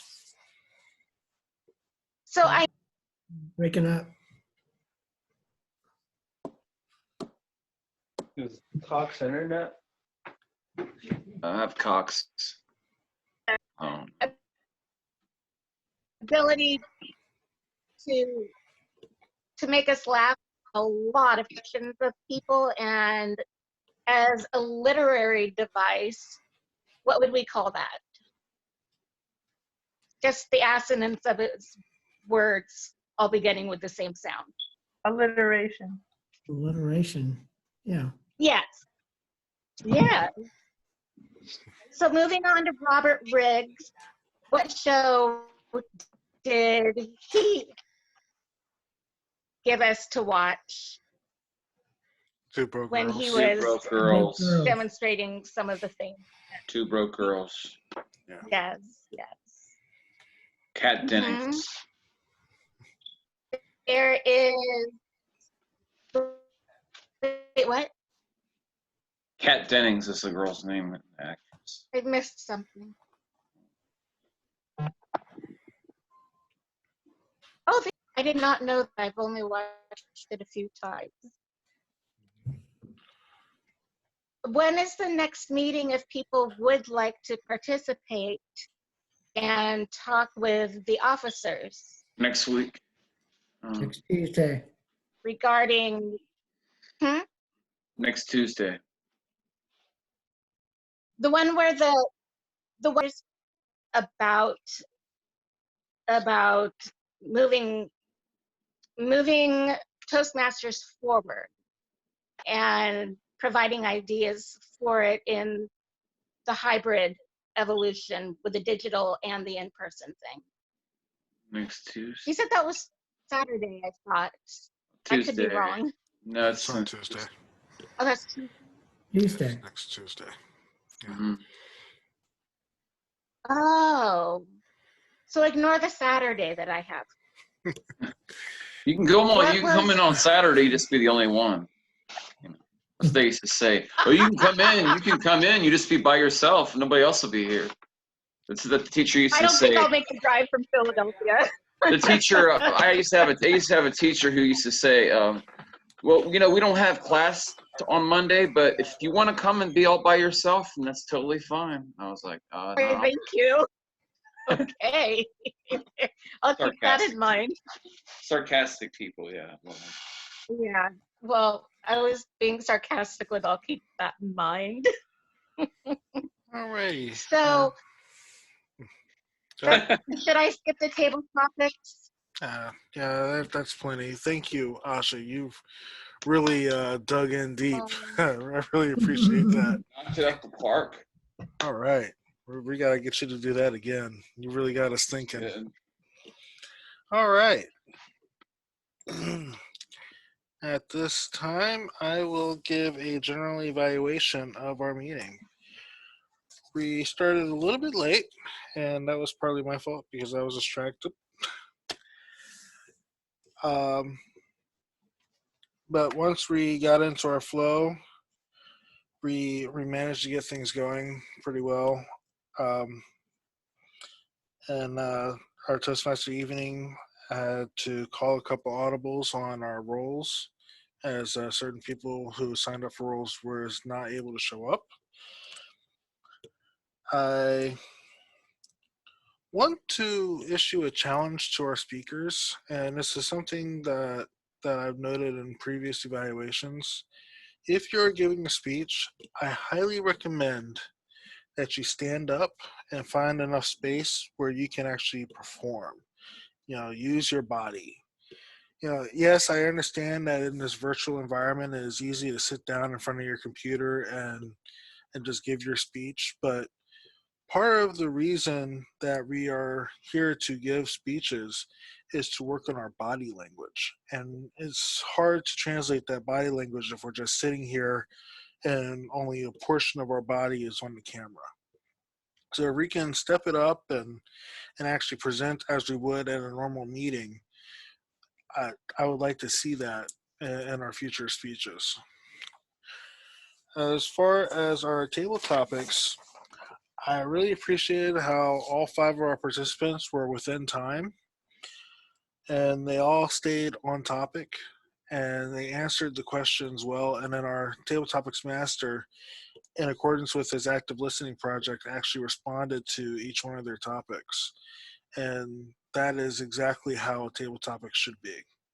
It's funny that it's actually a project in Pathways, but I like to see that more often when we do table topics. Have a back and forth between the table topics master and the Toastmaster that is presenting or answering his question. As far as the evaluations are concerned, I have some notes here that I took. Excellent use of examples. When you give an evaluation, it's good to bring up things that the speaker did well and demonstrate that so that we can see where we can improve, because the evaluations are not just for that particular speaker, they're for all of us. That's why we all get to participate in that evaluation process. So what didn't work for one person may work for someone else. We all can take pointers from that evaluation and apply it to our future speeches. And of course, the evaluations are to focus on not just the objectives of the presentation, but things such as vocal variety, body language, volume, and things of that nature. So excellent on giving us our excellent evaluations, and I look forward to seeing more of those. All right, that wraps up my general evaluation, and I want to thank you for giving me the honor of serving as both your Toastmaster and General Evaluator. This definitely the most interesting experience I've had. I would never thought to do both of those in a meeting. At this time, I will turn control of the meeting over to our president, Jose Jean Paul. Mute myself. So, can we unmute everybody as well, Andrew? Everyone that wants to be. So, when it came to the table topics, what did we think about these questions? Just like, does anybody like have anything, like any suggestions, or like what did y'all think? Fine. Dorothy? They were good. You just, I always believe in short questions, but you did them pretty well, so they were easy to follow. Sometimes after you finish, if you have a long table topic, and people forget when they get ready to say it, but yours were very nice, well put together. So nice job. Okay. I'll keep that in mind for next time I do it, and make sure that I have someone else try it as well. And a quick accountability check on my part. Elizabeth, I did catch myself using ums like more than 6 times or so. So then like that's just something I'm doing for myself, is just holding myself accountable and just making sure like we all are doing it ourselves. It's one thing that I ask everybody else to be proactive, but if I'm able to show it myself, hopefully I'm leading by example and having everybody else just like, all right, hey, if I'm saying or if I'm saying like, I'll catch it myself and then I'll just move on through that course of action. So in the meantime, for officers' announcements, Robert, do you have anything to announce currently? Robert is currently on a phone call with Maggie Gahagan, so he is away from keyboard. We'll talk afterwards. Hey, Andrew, do you have anything to announce? If anyone is interested in an officer role for the upcoming year, please reach out to myself or Robert Riggs, David Marshall, or Jose Jean Paul, and we'll put you on the roster. I believe the only open position right now is Sergeant at Arms. Okay. So in that meantime, I'll just make tonight quick as well. And can I get a drum roll for the best speaker? And the best speaker of the night goes to Bremdo. Again, I'm still holding my phone, so I'm patting my shoulder. And then another drum roll for the best evaluator. And the best evaluator of the night is the amazing Elizabeth Clare. Yeah. And for the first time tonight, if he's still here, the best table topics went to one of my close friends, Dan Ruano, and his screen is turned off and he is unmuted. I don't even know if he can hear this. So hopefully he lives this up because I'm not reminding them. Oh, my fingers are stuck in a bottle. So in the meantime, hopefully everybody enjoyed tonight. Does anybody else have anything they would like to announce? Like if they have a question about mentoring, the next upcoming meeting projects. Is there any questions? I have a question Cleo. about the standing during speeches. Do you have any suggestions for people who are on phones or have like a fixed camera on their computer? And they may have a hard time adjusting it to be in view. Well, or the do you want to take it, Andrew, or should I? Yeah, I actually have a suggestion. So for those of you who want to be able to stand while presenting, there is the option of coming to Robert Riggs's house, where I can set up a camera and actually position you so that you can actually present. And yeah, if you are more comfortable at home and your camera isn't exactly movable, I would say find ways, or try to be a little more creative and how you set up your camera. Or I imagine if your computer isn't exactly movable, but your camera is, then I would try to set it up so that you have a little bit of open space to work with.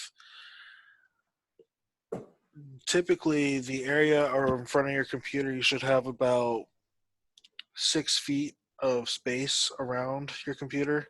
And this is actually a gamer thing. For those who want to VR, use VR, you have what's called a safety zone of 6 feet around. And if you set up that zone that you can operate in, that would be very helpful. But this is just a challenge. I'm not saying that it's a requirement. If you can make it work, absolutely do it. But if not, it's no skin off your back. Thank you. Yeah. So then I'm not gonna beat a dead horse. So then it's just, I guess at this point with phones, again, I'm in the same area as you. So it's just about creativity, finding some way to actually. Let me see if I could use this. Does this work? Does this work? So Yes. Yeah, that works. Did you put your phone on a shelf? No, actually I put it in a shoe holder where I put most of my stuff. Oh, it was so clear. Do you Windex it? But again, a little bit of creativity. No one will ever know because it's your house. So that can always be really helpful. But then I would challenge myself to actually try that out. The other night, or a couple nights ago, a guest came by, and they suggested that when it came to like if you have a laptop, was just to hoist it up a little bit and just get an upper angle. That might help out. But in my case, since my laptop is on a little TV stand or something like that, I just put little pillows underneath it and made sure no one could tell, and just angled it down just to get like a better angle. So then maybe thinking outside the box might be a good idea for like all of us to try out, just like getting outside your comfort zone. As long as you're not going to like damage your computer. I realized afterwards putting it on pillows wasn't that bright of an idea. Oh my goodness. Maybe, I don't know if any. Yes. I don't know if anybody like orders a lot of stuff from like Amazon, but maybe cardboard boxes. Mm-hmm. Yeah, right. Cardboard boxes. Or a toolbox. That's what I have my laptop on right now.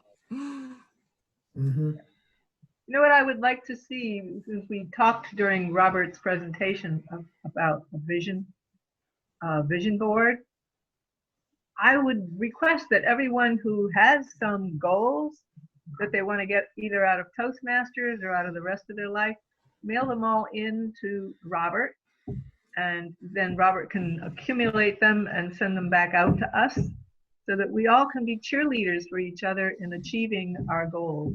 And maybe the goals are personal, they might be business, they might be financial, they might be health-wise, but it would be really nice to know what people are up to and what kind of goals they have so that we can have personal relationships with each other before the meeting and say, how are you doing on your goal? It's also a good thing for the person who's doing table topics questions to know what people are interested in, and they can form questions that are based on drawing out people on the things that they're working on. And the Yes, way that their absolutely. goals are evolving too. Yes. As we all evolve. Yeah, I want to know how your photography work is doing, change. because that's fascinating. Thank you. Elizabeth, Actually that started taking classes in a dream and it progressed from there. Aha. So that is a great suggestion, Elizabeth. And I appreciate that too, because one thing I've noticed is the more new people that have shown up, the less I've been able to actually get a good idea of like who they are, what their dreams are. It's just been more focused on running the club or whatever, but then I kind of shied away from representing you guys. And if I don't know what your guys' goals and dreams are and holding you guys accountable to it, how am I able to represent you in that aspect? So that is a great idea, and I would encourage that too. Right. So, Now, I said to send them to Robert Riggs, but I see Robert is not there at the moment. I don't know. Well, given that Robert Riggs likes to volunteer other people for stuff, like I appreciate that. Like we're totally volunteering him, and he doesn't even know. It's the best gift. Yeah, so maybe we should volunteer somebody else. No. That system works. It works. Trust me. Well, how is he going to know that we volunteered him? Andrew, Oh, there'll be an email. Oh, he'll find out when he watches this on YouTube. Oh, is he going to watch the rest of it? Yes. Okay. Okay, so how many will send in? Three to five, one to five goals that they're working on, and send them to Robert Riggs. Y'all know his email address, I imagine. His email address is robertriggs85@gmail.com. Okay. By when will you guys do it? So you have until next Tuesday. Well, actually, you know. Okay, do it Yeah, tonight. you know what? Do Yeah. it tonight, because he has to gather them and put them all together. Okay. Okay. How many of you are going to do that tonight by midnight? By midnight, I can do that. Right. Three to five goals that you're working on, because I am very interested to know what people are up to, not only their careers, but like what's up there in their future. What are they working for? That's a good idea. I will say take your time on those because Robert is going to be traveling for the next 2 days. Oh. So, yeah. Splendid. Absolutely no rush on those goals. Nothing happens if it doesn't happen in time. Yeah, that's true. So no rush means forget it. All right. Does anybody have anything else for tonight? I do. Asha. I was very interested in the suggestion to take Toastmasters to libraries to inform teachers. When Tammy invited me, I had completely forgotten that my father had once been a part of Toastmasters. And I think it would be really special for more people to know about it and to become part of it, because it's so rewarding on a lot of different levels. I know from having worked with children in both the school district and when I was a student nurse that there are a lot of safety precautions that have to be taken, you know, fingerprinting, the whole 9 yards. but I wondered, is there a Toastmaster Junior, kind of, let's say, in the way of Junior ROTC, so Yes. that when people are younger, they could already have their interest piqued and think about doing this in maybe in a time frame when they're getting ready to go off and start their life and do things, and it could really help them. Yeah, actually, that is the purpose of gavel clubs. We actually have established gavel clubs. Well, not us personally, but there have been gavel clubs that were established in high schools to give students opportunity to experience Toastmasters for the first time and really pique their interests.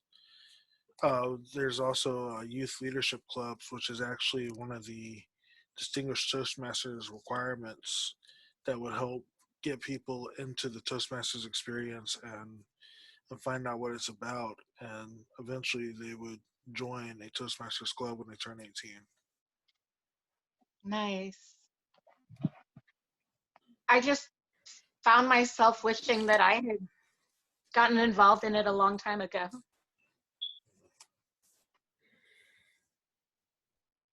Alrighty. Thank you. Again, it doesn't matter when you start. Just remember, Asha, that the first step is the first step. So, and as long as you just remember that and keep moving forward, you'll be fine. I believe that. You'll do great.